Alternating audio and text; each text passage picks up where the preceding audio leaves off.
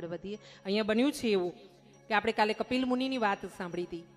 એ કપિલ મુનિની વાત આવી છે. સાથે પ્રિયવ્રત અને ઉત્તાનપાદ આ બે પુત્રો છે. એમાં ઉત્તાનપાદ ને સુરુચિ અને સુનીતિ, આપણે 3 પુત્રીઓની વાત કરી ગયા પહેલા, આકૃતિ, દેવહૂતિ અને પ્રસૂતિ. કદાચ તમને નામ યાદ રહે તો ઠીક છે, ન યાદ રહે તો ચિંતા નહીં કરવાની, એક યાદ રાખવાનું, રામ અથવા કૃષ્ણ. હા, આ બધું યાદ રાખવું કશું જરૂરી તમારા માટે નથી. હા, આ તો હું નીકળી છું વેપાર કરવા ભજનનો, એટલે મારે યાદ રાખવું પડે. બાકી તમારે રામને ને કૃષ્ણને યાદ રાખવાના. આ સરળ ને સીધો રસ્તો એના ચરણો સુધી જ જાય છે. જેમ અહીંથી તમે બહાર નીકળો ને, આપણે સીધો રસ્તો જાય છે જગન્નાથની ધ્વજા દેખાય ત્યાં સુધી. હા, એવો જ આ સીધો રસ્તો છે. કશું જ યાદ નહીં રાખવાનું. રામ કૃષ્ણ બેમાંથી એકને પકડી લેવાના ચરણોમાં.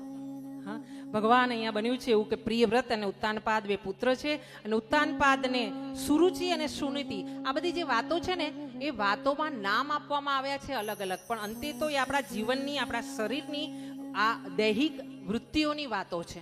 આપણી વાસનાની, આપણી ઈચ્છાઓની, પ્રવૃત્તિઓની વાતો છે. હા, આપણે સુરુચિ રાખીએ છીએ કે જમતા અને ભમતા જે ગમે તે જ કરવાનું. હા, આપણે વિચાર ના કરીએ કે આ કરીએ છીએ, આપણે એને ગમતું કરીએ છીએ, એમાં કંઈક પરિણામ ખરાબ આવશે તો. એમ આ સુરુચિ એમની રાણી છે, અને સુનીતિ પણ એક રાણી છે. હા, સુનીતિ એવી છે કે બહુ નીતિથી ચાલવા વાળી છે. હા, અને સ્ત્રીઓ હંમેશા મર્યાદામાં સારી લાગે, સ્ત્રીઓ હંમેશા સાડીમાં સારી લાગે. હા, ગમે તેવી, કદાચ કોઈ બેન એવી હોય કે જેના શરીરનો રંગ કાળો હોય ને, પણ એ બેનને, કાળી બેનને પણ જો એક સાડી પહેરાવવામાં આવે ને, તો હું એવું માનું છું કે એના જેવી સુંદર સ્ત્રી ક્યાંય પૃથ્વી પર જોવી ના મળે. હા, એ સારી જ લાગે. સ્ત્રી હોય ને એ સાડીમાં સારી જ લાગે. હા, તો મહારાજ અહીંયા એવું બન્યું છે કે સુનીતિ છે ને, એને પુત્ર છે ધ્રુવ કુમાર. નાના છે, નાનકડા અમથા 5 વર્ષનું બાળક બતાવ્યું છે. નાના નાના બાળકો દ્વારા આપણા ધર્મગ્રંથોમાં એટલા સુંદર વર્ણન કરવામાં આવ્યા છે કથાઓમાં, કે આપણાને વિચાર આવે કે આપણે 50 વર્ષે પહોંચ્યા ને તોય આપણે ઢગલાઓ કશું સમજ્યા જ નથી હજુ. હા, જો 5 વર્ષમાં ધ્રુવજી સમજી ગયા હોય તો એટલું તો અઘરું નથી જ કે ભગવાનનું નામ લેવાનું એટલું અઘરું છે કે આપણે પહોંચી નથી શક્યા અત્યાર સુધીમાં ત્યાં સુધી. ઘણા ઘણા એવા હોય બધું જ કરી લેતા હોય, પણ કઈ જગ્યાએ શું વાત કરવી ને એનું એમને ભાન ન હોય. સમાજમાં અમુક વ્યક્તિ એવા હોય કે નાનકડું અમથું બાળક હોય ને એને જીભ આવી જતી હોય, ધીરે ધીરે 2 વર્ષનું થાય એટલે કાકા, મામા, મમ્મા, કાદા, દાદા આવું બધું બોલતું હોય, પપ્પા. હા, આવું બોલતા શીખી જાય. પણ 2 વર્ષથી આવેલી જીભને 60 વર્ષે પણ એનો ઉપયોગ કેવી રીતે કરવો ને એ અમુક વ્યક્તિઓને ખબર જ નથી પડતી. એટલે હંમેશા સ્થાનનો, સમયનો, સંજોગનો વિચાર કરીને વાણી કાઢવી, વર્તન કરવું, વિવેક રાખવો હંમેશા. અહીંયા સુરુચિ એને એક પુત્ર છે ઉત્તમ, સુનીતિને પુત્ર છે ધ્રુવકુમાર, અને અહીંયા વાત થઈ છે ધ્રુવ આખ્યાનની. આ જે નાના અમથા ધ્રુવ મહારાજ છે, મહારાજ એ જઈને પોતાના પિતા એવા ઉત્તાનપાદ કે જેના પગ હંમેશા ઊંધા રહે છે. ઊંધા રહે છે એનો મતલબ શું? કે ભગવાનના ચરણોમાં સાષ્ટાંગ કરે જ જાય છે, પગે જ લાગી જાય છે, સમયે સમયે પગે લાગે છે. એવા ઉત્તાનપાદ છે ને એમના આ 2 રાણીના 2 પુત્ર છે, એક ઉત્તમ અને એક ધ્રુવ. ધ્રુવ મહારાજ એક દિવસ પોતાના પિતાના ખોળામાં બેસવા ગયા છે. સિંહાસન પર પિતા બિરાજમાન છે ઉત્તાનપાદજી, અને જ્યારે ધ્રુવકુમાર આવ્યા છે અને ધ્રુવકુમારે જ્યારે એમના ખોળામાં બેસવાની ચેષ્ટા કરી છે ને, ત્યારે આ જે સુરુચિ રાણી છે ને, સુનીતિજીની સોતન, તેમણે આવીને ધ્રુવકુમારને હડસેલીને નીચે ફેંકી દીધા છે અને કીધું છે કે જો તારે તારા પિતાના ખોળામાં બેસવું હોય ને તો તારે બીજો જન્મ લેવો પડશે મારા ખોળે. હા, અને ક્યાંક તો તું ભગવાનને એવા પ્રસન્ન કરી દે કે તને પણ આવા સિંહાસન પર તારા પિતાના ખોળે બેસવા મળે. હા, અહીંયા આ વાત સુનીતિ મહારાણીએ કરી છે. જઈને ધ્રુવ છે એ રડ્યા છે. ધ્રુવ મહારાજ રડતા રડતા સુનીતિ એટલે પોતાની માતા પાસે ગયા છે અને માતાને કીધું છે, માતા મને માએ, આ જે નાની માં છે ને એ માએ મને હડસેલીને દૂર ફેંકી દીધો. મારે પિતાના ખોળામાં બેસવું હતું, સિંહાસન પર બેસવું હતું, મને બેસવા ના દીધો માએ, અને મારો નાનો ભાઈ ઉત્તમ છે ને એ ત્યાં બેઠો છે, મારે પણ બેસવું છે. હા, આમ ધ્રુવકુમારે જ્યારે આવી વાત કરી છે ને મહારાજ, ત્યારે સુનીતિએ એક વાત કરી છે કે બેટા, જો તારે પિતાના જ ખોળામાં બેસવું છે તો આ પિતા શું કરવા? જગતનો નાથ પિતા છે ને, એના ખોળામાં બેસને.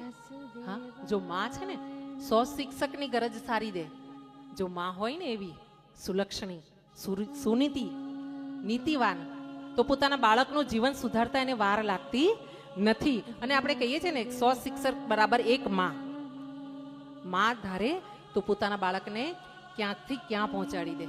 હા, આપણા મોદીજી જુઓ, જતા પોતાની માતાના પગ ધોવા માટે, અને એટલી ઉંમરના આપણા બા, અને છતાં પોતાના હાથે પોતાના કામ કરતા મોદીજીના બા. હા, યાદ હોય તો. એ માતાઓ દ્વારા જ આપણા આ ધર્મના સ્તંભ ઊભા છે. ભાઈઓને આપણે વાત કરીએ ને, પણ ભાઈઓ પછી આવે છે, પહેલા માતાઓ આવે છે. અને આપણે માતાઓ, બહેનો, નારી શક્તિ દ્વારા જ આ ધર્મનો સ્તંભનો આપણા ખભા ઉપર ભાર છે. એટલે વારે વારે બહેનોને કહેવામાં આવે છે. ઘણીવાર યુટ્યુબથી બહેનો મને બોલે છે કે તમે એકલા બહેનોની પાછળ પડી ગયા છો.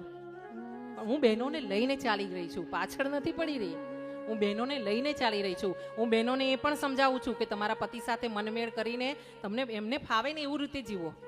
હું એ પણ સમજાવું છું, એકદમ સ્પષ્ટ કહું છું. તમને કદાચ ખોટું લાગે તો, પણ જે નાની દીકરીઓ છે ને, મારી માનસીબેન જેવડી ઉંમરની, એમને કહું છું તમારા પતિની ઈચ્છા હોય કે જીન્સ પહેરવું છે ને, પહેરવાનું, એની જોડે ફરવા જાવ ત્યારે જીન્સ પહેરજો. શું ખોટું છે? હા, જેના સાથે તમે જીવન જીવવાના છો, જેના આધારે જીવવાના છો, એને રાજી રાખવામાં શું વાંધો છે? દુનિયા આખીને રાજી રાખો એના કરતાં તમારા પતિને રાજી રાખો. આનાથી વધારે સારું શું હોય? સરળ જીવન જીવવાનો રસ્તો આ જ છે. બીજો કોઈ રસ્તો બીજેથી જતો જ નથી. પણ સમજણનો અભાવ છે બહેનોમાં. બધી બહેનો એવી નથી, અમુક બહેનો વિદુષી પણ છે. હા, પણ અમુક બહેનોમાં એવું છે કે સમજણનો અભાવ છે. અને પછી છે ને રાંડ્યા પછી ડાપણ થાય બહેનોને. હા, પછી બીજી પડોશની બહેનો જ્યાં ફરવા જતી હોય ને 5,000ની સાડી પહેરીને, ત્યારે એમ વિચાર કરે કે મારે પતિ હતા ત્યારે મારે 5,000ની સાડી પહેરીને, અરે તને 10,000ની સાડી અપાવનારો હતો પણ તે એની કદર ન કરી. અને એવું નથી કે બહેનો એકલી તકલીફમાં હોય છે, ભાઈઓને પણ આવી મૂંઝવણ હોય છે કે જ્યાં સુધી પોતાનું પાર્ટનર સાથે હોય ને ત્યાં સુધી આરામથી આનંદથી જીવી લેવાનું. સમય સંજોગ ફરવા જવાનું, આવી રીતે તીર્થાટનમાં આવવાનું, પોતાના પરિવારને લઈને જાઓ ને, ફરવા જાઓ, મહાબળેશ્વર જાઓ, હા ત્યાં પણ જાઓ. અને એક વર્ષમાં એવો સમય કાઢો કે જ્યારે તીર્થાટન કરો ત્યારે તમારા પરિવારને લઈને આવી રીતે દર્શન કરવા આવો, આનંદ કરો. જીવતા આવડવું જોઈએ. ભગવાને ક્યાંય કોઈને આપણા ધર્મમાં ના નથી પાડી.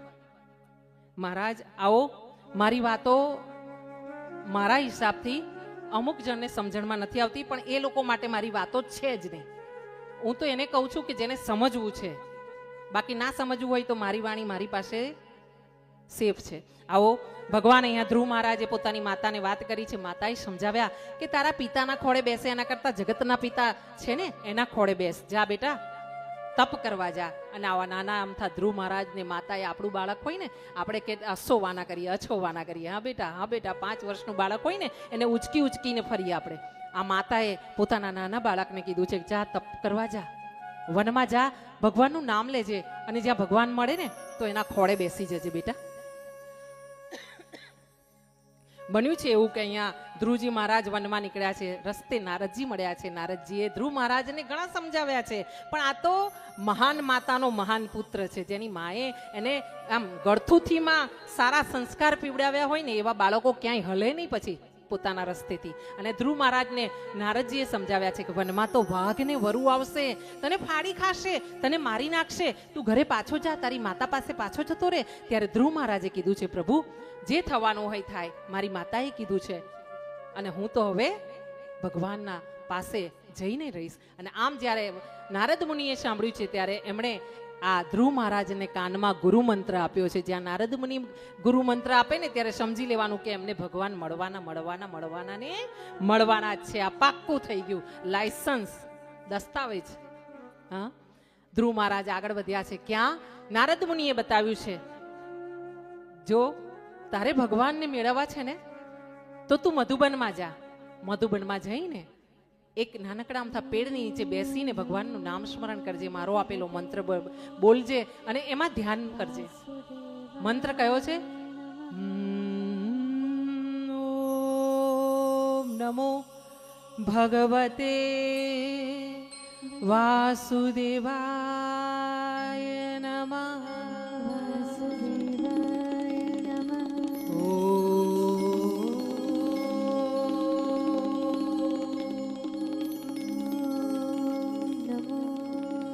આટલો નાનો મંત્ર છે. આરામથી બોલતા બોલતા ધ્રુવજી તો નીકળ્યા છે. જઈને મધુબનમાં એક નાનકડા અમથા વૃક્ષની નીચે બેઠા છે, આસન લીધું છે અને પોતે આરામથી મુદ્રા બનાવીને પોતે ધ્યાનમાં આવ્યા છે. ઘણો સમય વીત્યો છે અને એવા સમયે ભગવાન ખુશ થયા છે, પ્રસન્ન થયા છે અને આ ચતુર્ભુજ નારાયણ વિષ્ણુ ભગવાને આવીને ધ્રુવ મહારાજને ધ્યાનમાં દર્શન આપ્યા છે. ધ્રુવ મહારાજે આંખો બંધ કરી છે અને એ આંખ બંધ કરેલા દર્શન એમણે ધ્યાનમાં જ્યારે ભગવાનને જોયા છે. આ હસ્તુ મુખારવિંદ છે અને પ્રભુ શંખ ચક્ર ગદા પદ્મ ધારણ કરીને ઊભા છે અને ધ્રુવજીએ જ્યાં આંખ ખોલી છે ને ત્યાં ભગવાન અંતર ધ્યાન થઈ ગયા છે. ધ્રુવજી જ્યાં આંખ બંધ કરે ત્યાં ભગવાનને નિહાળે, આંખ ખોલે ત્યાં ભગવાન અંતર ધ્યાન થઈ જાય. એટલે ધ્રુવજી રડવા લાગ્યા છે અને એવા સમયે ભગવાન ત્યાં હાજર થયા છે, પ્રસન્ન થયા છે અને ધ્રુવજી જ્યાં આંખ બંધ કરીને બેઠા છે ત્યાં એમને ઉઠાડવાની કોશિશ કરી રહ્યા છે અને કહ્યું છે, નારાયણે કે ઉઠો ધ્રુવજી, હું તમને દર્શન કરવા આવ્યો છું, દર્શન દેવા આવ્યો છું. અને એવા સમયે જ્યારે ધ્રુવજીએ જ્યારે આંખ નથી ખોલી ત્યારે ભગવાને પોતાના શંખ વડે એના કપોલને સ્પર્શ કર્યો છે, એમના ગાલને સ્પર્શ કર્યો છે અને ધ્રુવજીએ જ્યાં ધીરેથી આંખો ખોલી છે ત્યાં તો પોતાની સામે ચતુર્ભુજ નારાયણને હસતા વદને ઉભેલા જોયા છે. આ એકદમ પ્રકાશિત વદન જોઈને, પીળો પ્રકાશ જોઈને ધ્રુવ મહારાજ ખુશ થયા છે અને એમણે પોતાના ભગવાનના ચરણોમાં દંડવત પ્રણામ કર્યા છે.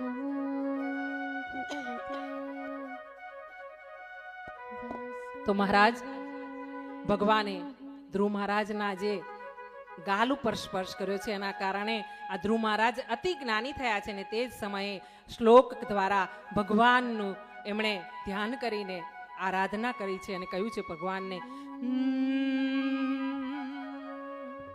મુકમ કરોતિ વાચાલમ પંગુમ લંઘયતે ગિરિમ યત્કૃપાતમહં વંદે પરમાનંદ માધવમ. આમ ભગવાન એની સ્તુતિ કરવામાં આવી છે શ્લોકો દ્વારા અને ધ્રુવજી મહારાજને ભગવાને આશીર્વાદ દીધા છે અને કહ્યું છે કે હજુ તો તમારે 36,000 વર્ષ રાજ કરવાનું છે અને પછી તમારે મારી સાથે મિલન થવાનું છે. અને આમ ધ્રુવ મહારાજની ઈચ્છા ન હોવા છતાં એમને પાછા મોકલવામાં આવ્યા છે અને જઈને પોતાના રાજ્યમાં જ્યારે એમણે પગ મૂક્યો છે ત્યારે એમના પિતા સાથે આ પ્રજા રાજ્યની એમનું સ્વાગત કરવામાં આવી છે. ધ્રુવ મહારાજને અંતે જતા પિતાએ આ પોતાની રાજગાદીના વારસદાર તરીકે સ્થાપિત કર્યા છે, એમનો રાજ્યાભિષેક કર્યો છે. એમના પછી 36,000 વર્ષ રાજ્ય કરીને રામ રાજ્ય ચલાવીને ધ્રુવ મહારાજ ઉત્તર દિશામાં તારા તરીકે સ્થાપિત થયા છે. અને એ તારો એ છે કે જ્યારે આપણે લગ્ન કરીએ છીએ ને હિન્દુ ધર્મમાં ત્યારે પરોઢીએ પતિ પત્નીને દંપતીને, જે નવા દંપતી હોય ને નવા લગ્ન કરેલા, એને મહારાજ દર્શન કરાવે કે જેમ ધ્રુવને અચળ રાજ્ય મળ્યું છે ને, અચળ જગ્યા મળી છે ને, એમ તમારા બંનેનું દાંપત્ય જીવન અચળ સ્થાપિત થાવ. હા, એ રીતે આપણાને આશીર્વાદ આપવામાં આવે છે. એ ધ્રુવ મહારાજ અહીંયા સ્થાપિત થયા છે. બોલીએ કૃષ્ણ કનૈયા લાલ કી જય, અપને અપને માત પિતા કી જય.